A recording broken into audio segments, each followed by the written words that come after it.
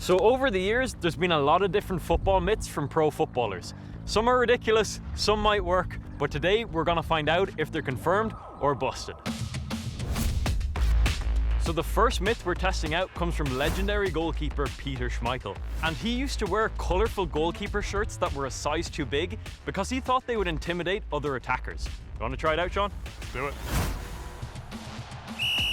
And here's David, driving forward. He's left the goalkeeper in the dust. What a goal! Second time, here's David. Oh, I say that packed a punch. Final attempt, here's David, and he's done him completely. What a finish. I'll be honest, it actually was harder to play against the boring keeper jersey more. He blended in with the background more, and with the colourful shirt, I could just see him the whole time. So this myth is busted.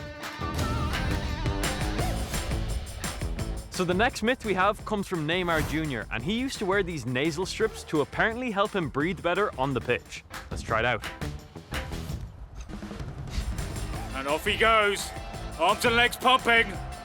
Oh my goodness! He's moving like a train! I can maybe breathe a little bit better, but this thing is not going to give me Neymar skills. This thing is busted.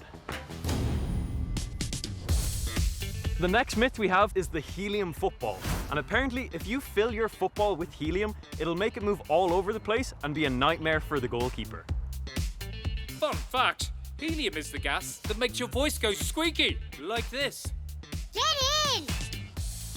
So I've got a helium football here and a regular ball, and to be honest, they don't feel any different. But let's see how they feel to play with. So David's lining it up. He's gonna have a go from there. What a save! Next up, we've got the helium ball. Let's test this one out. It doesn't matter what you put in those balls. He's keeping it out. So after trying out the helium football, I'll be honest, it makes no difference. And I think Sean had no problem saving it. This myth is busted.